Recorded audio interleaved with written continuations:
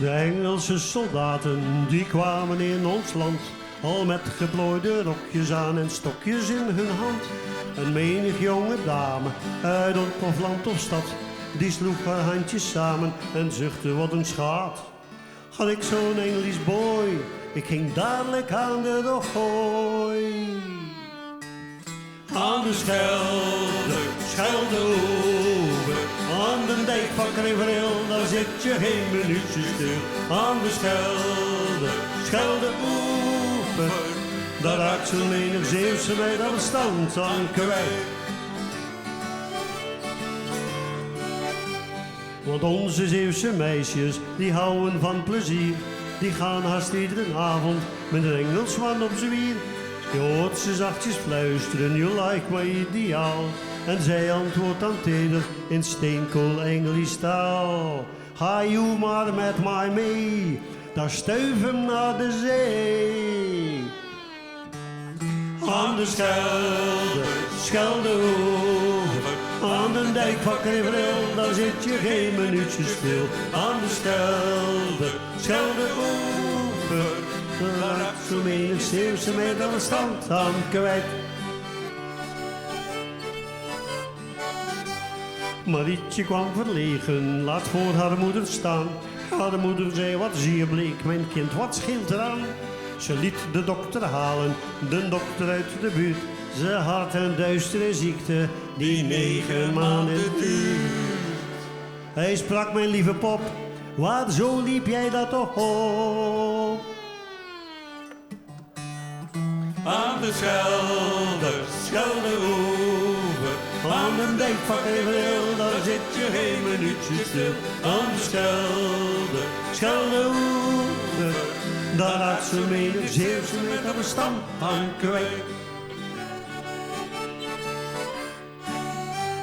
Als na verloop van tijden de oorlog is gedaan, dan ziet men al die Engelsen naar het vaderland toe gaan. Vergeten zijn de tijden, de liefdes van weleer. En het arme Zeeuwse meisje zit hier in droef geween. En nog een hele tijd zingt steeds die lieve meid. Aan de Schelde, Schelde over, aan de dijk van Kreveril, daar zit je geen minuutje stil. Aan de Schelde, Schelde over, daar raakt zo'n menig Zeeuwse meid aan de stand aan kwijt.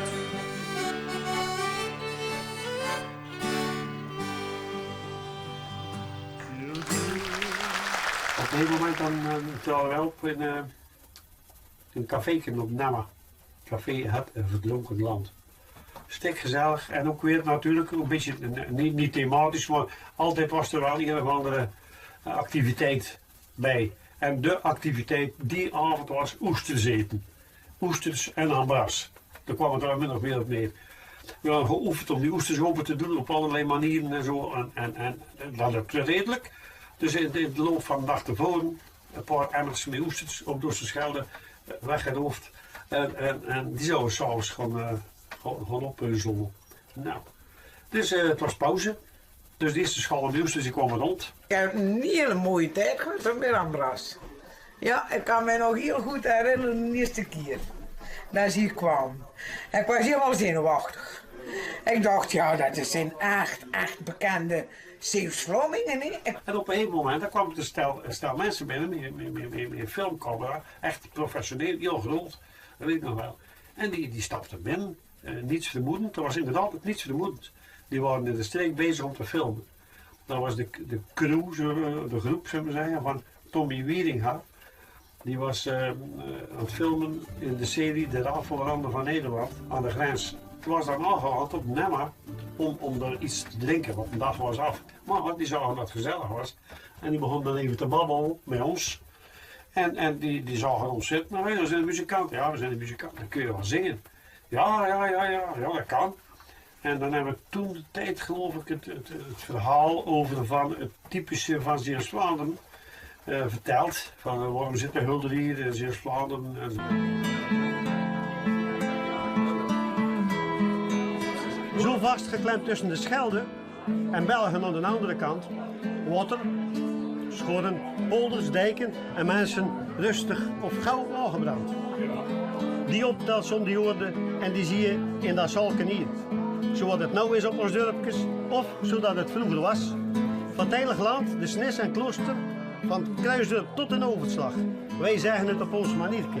Wij zeggen het, beste mensen, want wij zijn Ambras. Er is zelfs op tv geweest, landelijke tv, bij Wieringa. En die man die waren, bij de kortste keer waren die opgenomen in de gezelligheid van het café natuurlijk. Een pintje hier, een trappietje daar. En die zagen ook dat er schalen erbij kwamen, dus die begonnen dan ook al te kijken. Maar nou, Wieringa, ik weet bij God niet waar dat hij vandaan kwam, maar echt bekend met oesters was die wel niet. Want die pakte zo'n oester en zeggen, moet je opnemen met schalen en al. Dus ja, dan hebben ze hem dan toch nog net op tijd van kunnen genezen, want anders dan had hij toch wel problemen gehad waarschijnlijk. Ik was verkeerd als hier met men. En we deelden oesters uit. Die waren ook met Piet Goropen natuurlijk. En dan deelden we gratis oesters uit. Dat was ook weer een feest. Eigenlijk was het altijd feest. Het unieke in dat Zeeuws-Vlaanderen, dat zit geklemd tussen de Schelde aan de noordkant en België aan de zuidkant. En die grens, dat is dan wel, dat we ook mensen aan die kant van de grens natuurlijk, maar wij zitten eigenlijk toch in een soort eigen kokonnetje zo. Ja. We komen wel eens in België en de Belgen komen wel eens bij ons, maar we hebben een hele kleine streek met heel weinig mensen die elkaar ook om de 14 dagen ook allemaal tegenkomen. En Nederland? Nederland is nou aan de kant. Dat is de andere kant. We zijn Zeeuws, maar we zijn eigenlijk ook Vlamingen. De meeste mensen die ons zien in Holland eigenlijk, dan zeggen ze, oh, dat zijn Belgen of halve Belgen of zo. En dat is een heel typische streek hier wat dat betreft. We hebben een beetje een Belgisch neerslag. Ze zeggen ook altijd dat een begrafenis hier in deze buurt, hoe was het ook weer, een begrafenis in Zeeuws-Vlaanderen is net zo gezellig als een bruiloft in Holland. Hè? Ja. Zo is het ook. Ja, maar serieus.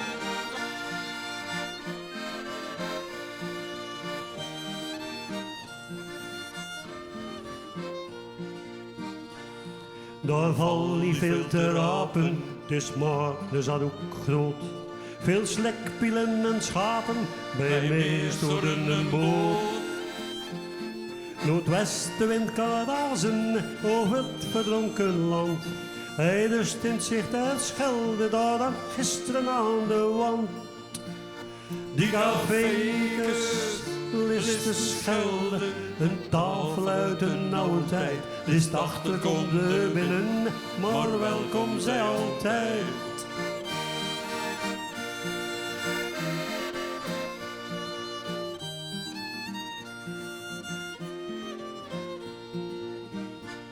Ach, gemoeg zegt hij naar binnen, café verdronken land. Onder het oog zetten zinnen en zorgen aan de kant. Begin hem achter grollen, zolang hij hier geen last. Ne pot met straffe mosterd, wat bruin brood, ne goeie nast. Die cafékes, list de Schelde, een tafel uit een oude tijd. List achter konden binnen, maar welkom zij altijd.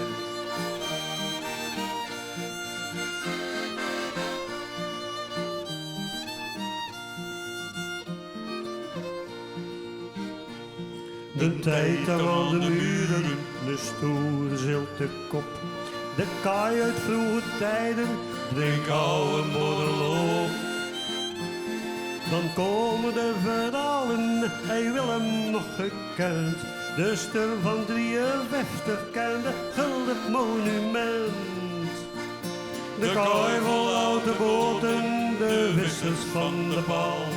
De Herman, de kouter, die doen nulder vooral. Van lamzen in de schorren, om mossels naar het wat. Ik ga een botje steken, geen uitsturen in het gat. Die cafékes, list de Schelde, een verse in een oude toog. De vissers aan de muren, wij houden het weer niet droog. Die cafékes, list de Schelde, een verse in een oude toog. De vissers aan de muren, wij houden het weer niet droog.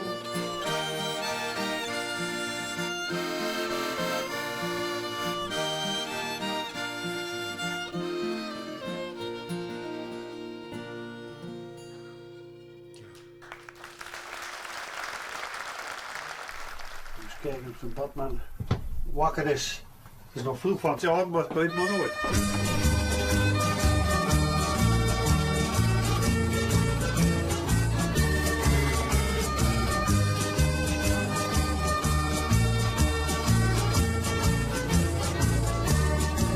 Ik ben de badmeester van de gemengde baden en dan kun je wel raden wat ik zo al zie. Ik zie mooie meisjes die me wel wat zouden lijken, maar ik mag er naar kijken en aankomen niet. Van verder gekomen. We wilden een welkomstlied hebben. Ik zei, nou, dan gaan we eens kijken. En dan een welkomstlied waar alle durkjes en gehuchtjes uit de streek genoemd worden. Van jongens, wees met z'n allen welkom. We gaan nou liedjes zingen.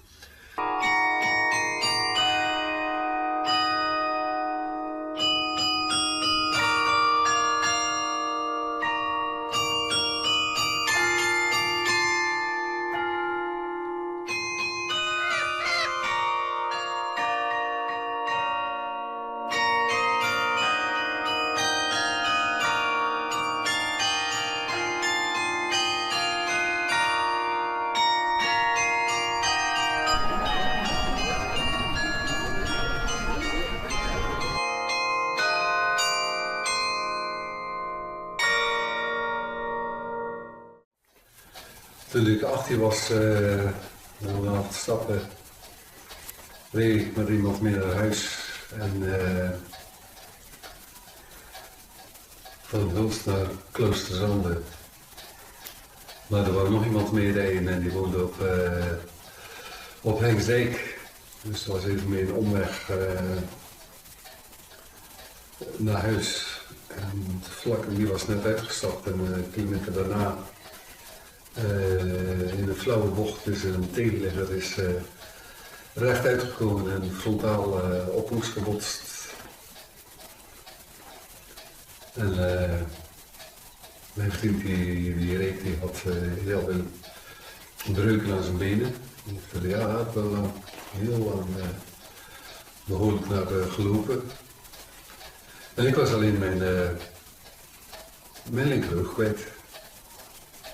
Ja, schedelblaasfractuur. Die vader die waren ook 90 of zo, we waren wel een redelijke leeftijd en toen hebben we in Ulst nog een keer in een tuin gespeeld. En, maar dat was het wel, met de corona. We zijn in augustus op vakantie gegaan, begin augustus. En in 10 dagen kreeg ik een hersenbloeding. En dan kwam ik in het ziekenhuis in Polen. Het leven van de verenigingen stond een beetje onder druk. En bij ons was het ook wel zo. En dan, de leeftijd speelde natuurlijk ook altijd een rol. Dus links en rechts was er dan ook nog een beetje een storing in het lichamelijke van sommige leden. En dat duurde even. Ja, ik weet dat ik er heel hard voor gevochten heb om terug te komen. En dan, dan is het kwestie van opkrabbelen en opnieuw beginnen. Of opnieuw beginnen niet, maar herstarten.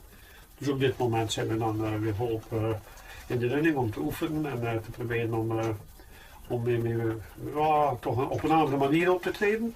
We doen het meer in A, wat we graag willen. En B, niet doen wat we niet willen. Dus heb ik 8 maanden gerevalideerd en ben ik eigenlijk 100% bovenop gekomen. Ik kan eigenlijk alles weer behalve, mijn stem is beschadigd.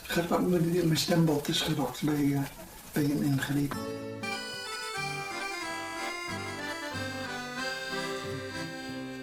De sport dat is mijn leven, om het even welk gebied.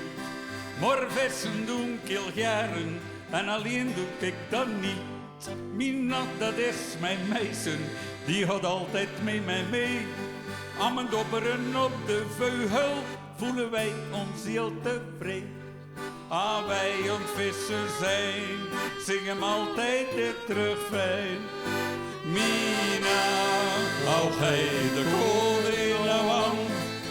Mina, hij doet dat zo charmant. Mina, kijk naar de doper, zo wat die staat en ondergaat, maar al paraat.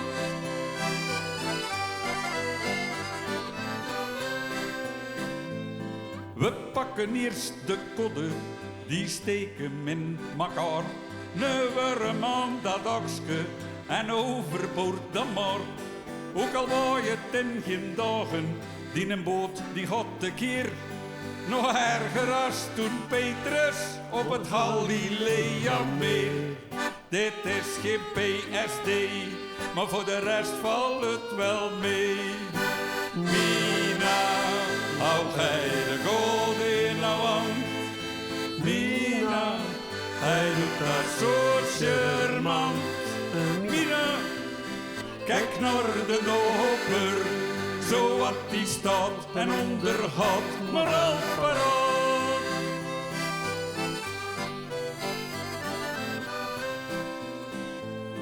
We vissen een paar uren, dan zetten we ons in het gos. We drinken dan een pintje, ja dan gaan we erop los. Ze heeft mij een paar toten, ik rol mij op mijn zaai. Ze krullen in mijn erps, ieder vist op zijn getaai. Maar ik zeg tegen haar, het is geen vissen, maar goddeur.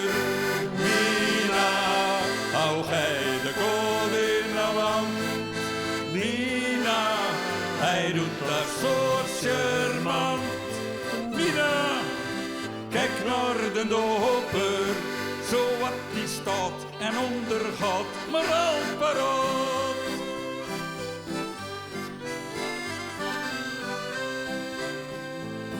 En als een dag voorbij is, dan raaien we weer naar huis. Maar na zo'n luttig dagske, ja daar slaap ik als een muis. Ik ken de schoonste dromen, ik heb beet tot 's avonds laat. Ik vang palk, kerpel, voren, bij Mina mijn maat.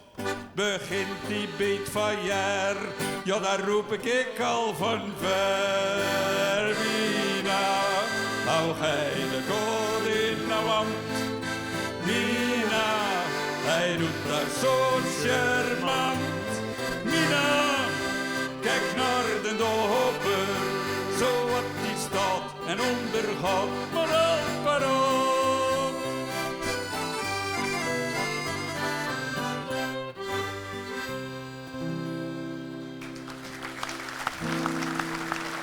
Dank u wel.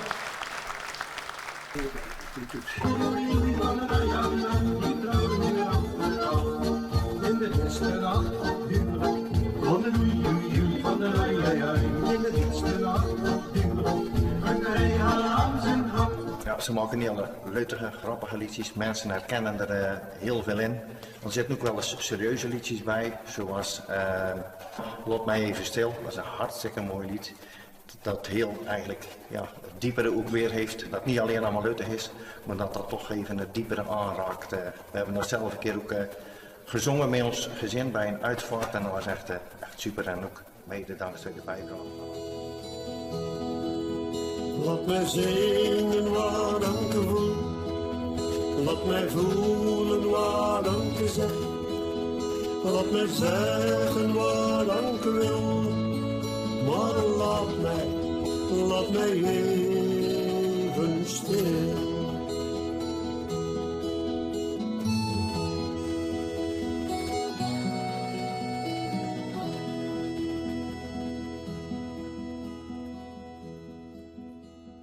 En wat voor mij persoonlijk dan nog extra luttig is dat bij de dijkendeurbraak van bij Bergpolder, natuurlijk een gevoelig onderwerp, dat was dan helemaal zo. En toen trad Ambras erop en die hebben toen het liedje Het Gat van Frank bedocht en daar voor het eerst ten gehore gebracht. Dat was een geweldige verrassing. In vroeger jaren bij de perk, heel klooster aan de dijk. Zwemmen zonnen op het strand, maar weinig maar was rijk. De recreatie kreeg een boost, met golf en zeelandjacht.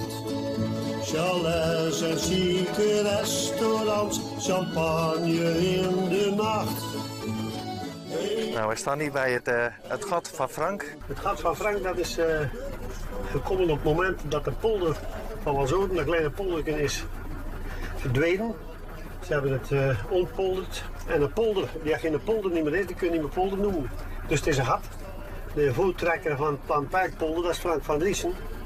Dus het is het gat van Frank gedoopt. En dat is natuurlijk hartstikke leuk, want veel mensen zeggen toch, we zijn langs dat gat gefietst, we hebben langs dat gat gelopen. Ja, meneer naar gat stok kijken, ja, moet allemaal even goed oppakken. Maar het is nou best wel al naamsbekendheid en ik maak me eigen een beetje zorgen dat Donald Trump denkt van, ja, dat is toch wel een heel schoon gat van Frank. Ik denk dat ik het gat van Donald moet gaan laten noemen. Maar dat gaan we natuurlijk niet doen, hè. Make my gat groot again, zou ik zeggen. De polder zal als het gat van Frank in de annalen gaan. Hey Frank. Ja, om het te zijn, ja. En achteraf bedenken, dan is er natuurlijk ook een uiting van het feit dat je het die groep gewoon leuk vond, aardig vond en fijn vond. En dat je een zekere eer was om dat voorzitterschap van de imaginaire fanclub te zijn. Ja. Maar ik heb, geloof ik, toen ik wegging, aan Jan Frans Mulder gezegd, denk niet toch, dat hij dat moest overleven. Of hebben jullie dat gevraagd? Of weet je dat niet meer? Nee, ik zal het er wel gezegd hebben, denk ik. Ik heb het leren kennen toen ik burgemeester werd in Axel in 2000. En toen waren er avonden die georganiseerd werden in de hallen van Axel. En dat was de avond van bij ons. En daar heb ik voor het eerst Ambras zien optreden. Ambras met Frans de Schepper en met Saki Koster en Cyril Peters. En die maakten daar een heel programma. En eigenlijk moet ik eerlijk zeggen, ik kwam natuurlijk uit Dordrecht, uit Holland. Maar daar heb ik eigenlijk de cultuur van Zeeuws-Vlaanderen leren kennen. De traditie was dat aan het burgemeesterschap het voorzitterschap van de fanclub van Ambras gekoppeld was. En dat vond ik echt leuk. En met dat voorzitterschap heb ik eigenlijk altijd wel iets nieuws gedaan. Iedere keer als er een jubileum was of als er iets bijzonders was op een bepaalde avond, dan zorgde ik dat er of een bokaal of een prijs was of een medaille om die mannen extra te pushen. Want het leuke was, er was geen ledenadministratie van de fanclub. Eigenlijk was iedereen gewoon fan. Dus ik was voorzitter van een enorme grote club. Voorzitter van de fanclub van Ambras is burgemeester Mulder. Ja. We staan hier op de markt. Ja, dit is eigenlijk gewoon dan volgens Ambras het Ambrasplein. Ja. Maar wat denk je daarvan? Ja, het is een straatnaam geven is altijd een heel gedoe. Daar moeten allerlei eisen aan voldaan worden. Ze moeten bekend zijn. Nou, dat is geen probleem. Ze moeten goed kunnen zingen. Kunnen ze ook. Ze moeten gezellig zijn. Passen in de cultuur van Hulst. Dat doen ze ook. Alleen één ding is van, ja, eigenlijk wordt pas een straat vernoemd als iemand uit de tijd is. Ik ga mij inzetten dat er toch nog een straat of een pleintje of een steegje, het maakt niet uit, maar dat er toch nog Ambras in de gedachte, in een benoeming terug te vinden is. Dus daar gaan we voor zorgen. Ja, daar willen we eigenlijk nog iemand naar voren vragen en dat is eigenlijk de wethouder van cultuur, Luc Magnus.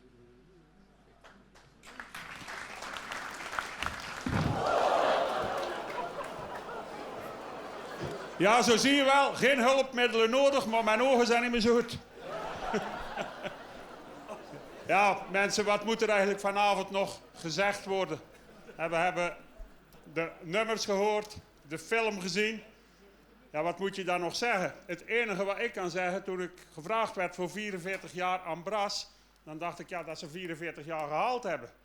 Want je noemt een band Ambras en dan neem je er iemand bij die van duo Ellende komt. Dan denk je toch uiteindelijk, daar moet toch niet veel van terecht kunnen komen. Maar uiteindelijk hebben ze waarschijnlijk de naam Ambras niet zo bedoeld. En ik heb ook een filmpje van Piet gezien. Ja, een gezellige rommeligheid, Ambras. En ik denk dat dat meer bedoeld wordt. En je ziet het ook, en je hoort het in hun liedjes.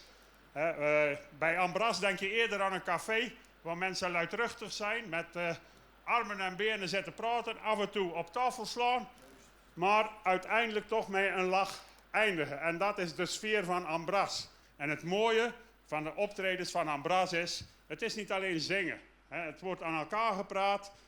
met anekdotes, met wijsheden. En dat allemaal in dialect.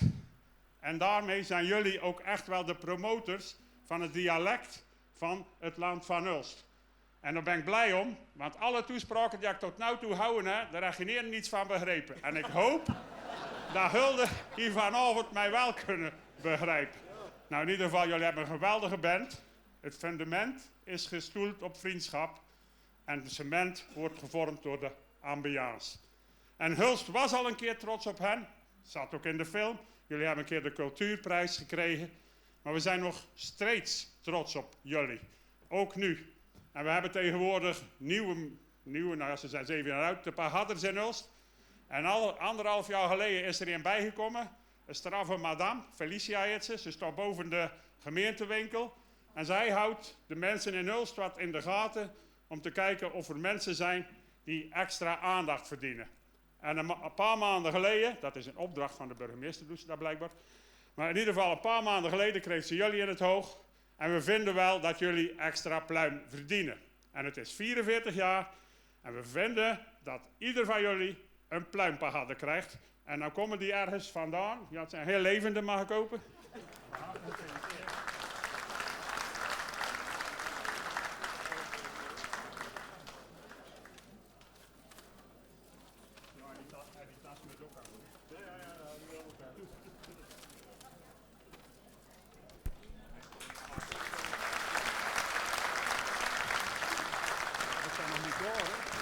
Maar het liedje van Klooster bijvoorbeeld, dat is een lied dat is geschreven door Lies van As.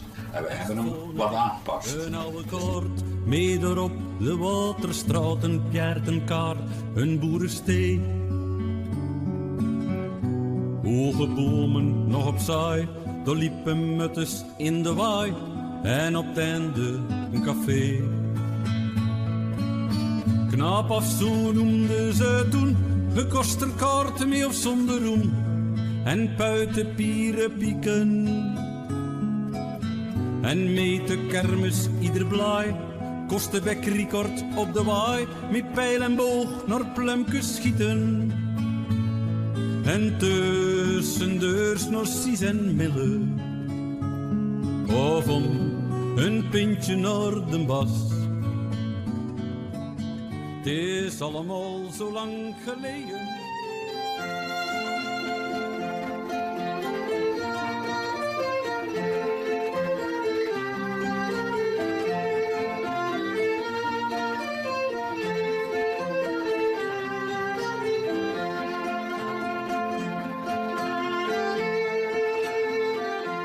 En dan mag ik jullie aandacht vragen voor de jeugd van Ambras, de aanstormende jeugd. Wij voelen ons zwaar bedreigd, maar met trots mag ik u uitnodigen, de jonge mannen en vrouwen van Ambras.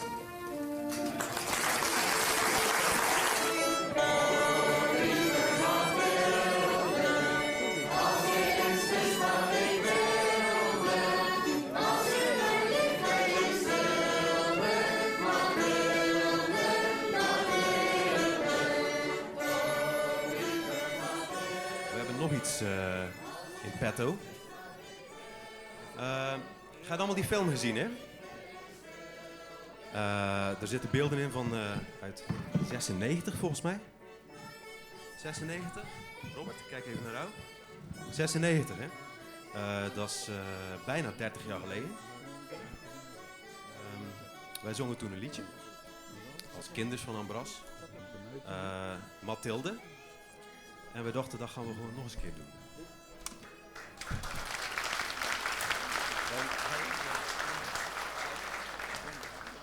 Ook namens de kinderen van Ambras. Gefeliciteerd. En op naar de volgende 44 dan maar. Ja. Wij wel.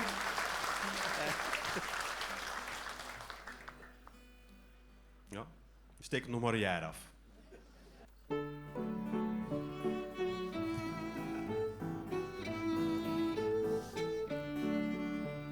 Nooit van mijn leven heb ik zo bemind. als mijn Mathilde. Het is een schat van een kind. Ze heeft kromme benen en vuurrode haren. Tevens een bult, ja, je nergens zo vindt. Iedereen moet voor haar schoonheid bezwijken. Iedereen ziet haar bultjes subiet. Daarom is het best van niet achter te kijken, want dan zie je dat bultje ook niet. O lieve Mathilde, als je eens wist wat ik wilde, als je mijn liefde eens stilde. Mathilde, Mathilde, o lieve Mathilde, als je eens wist wat ik wilde, als je mijn liefde eens stilde, dan was ik tevreden. Haar een oog is geel en haar ander van glas. Onder haar mond staat een weinig gewas. In haar mond zitten 2 groene tanden. En haar geluid is zo diep als een bos. Daarbij heeft zij 2 verschillende oren. Het een is te groot en het ander te klein. Maar van achter is zo mooi als van voren. Want wat heeft ze een prachtige lijn. O lieve Mathilde, als je eens wist wat ik wilde, als je mijn liefde eens stilde. Mathilde, Mathilde, o lieve Mathilde, als je eens wist wat ik wilde, als je mijn liefde eens stilde, dan was ik tevreden. Nooit heeft dat schepsel in eten plezier, voedt zich hoofdzakelijk met klaren en bier. Als ze wat zegt, stinkt ze naar de jenever. Dagelijks drinkt ze een maatje of 4. Wast zich eens per maand ook wel later, dat moet je zien. En bovendien, soms dan gaat ze naar het theater en dan wast ze zich met benzine. O lieve Mathilde, als je eens wist wat ik wilde, als je mijn liefde eens stilde. Mathilde, Mathilde, o lieve Mathilde, als je eens wist wat ik wilde, als je mijn liefde eens stilde, dan was ik tevreden. 'S Avonds dan gaat mijn Mathilde naar bed en dan gelijkt ze precies een skelet. Snurken dat doet ze als een dronken dragonder. Op haar stoel ligt er heel het toilet. Boezem en heupen en krullende haren zijn afgelegd, dat is niet zo slecht. Daarentegen heeft zij geen bezwaren, want alleen naar een bochel is echt. O lieve Mathilde, je gelijkt wel een wilde, als je eens wist hoe ik rilde. Mathilde, Mathilde, o lieve Mathilde, als je eens wist wat ik wilde, ik wou dat iemand je wilde, dan was ik tevreden.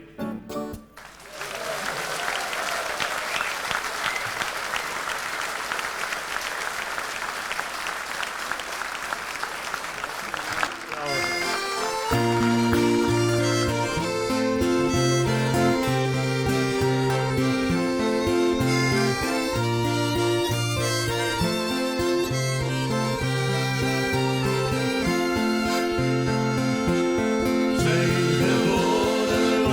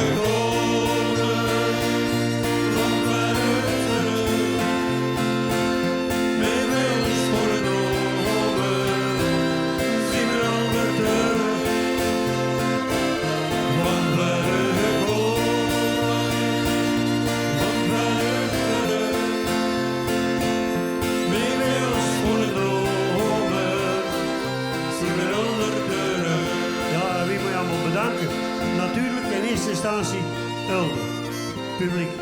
En daar zijn de mensen die hebben speciaal nog even willen bedanken. Het moet van ons hart, ons aller hart. Hier wisten wij echt niks van.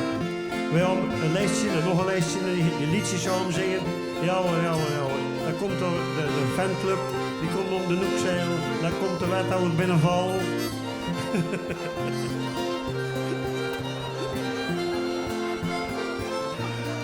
En dan...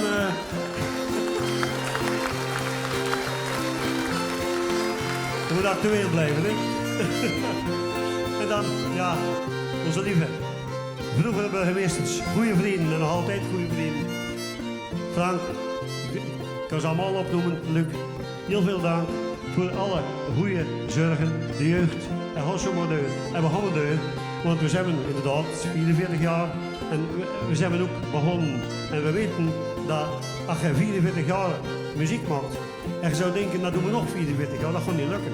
Dus het leven, dat is een broksken. Dat is een broksken.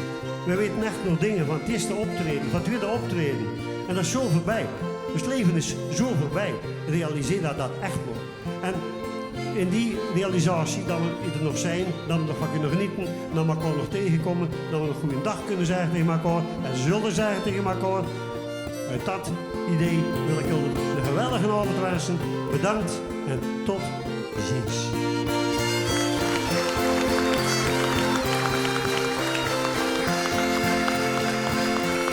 En gooi straks weer terug naar huis, of naar langs weer teilig land. Stel dat we huis op huis, maar op goed op Delft, of naar het zon. Denk nog even terug aan deze avond toen dat was. Met die film en al die liedjes van Hanna Bracht. Van verre gekomen, van verre terug. Wij veel schone dromen, zien mijn Ulder terug. Van verre gekomen.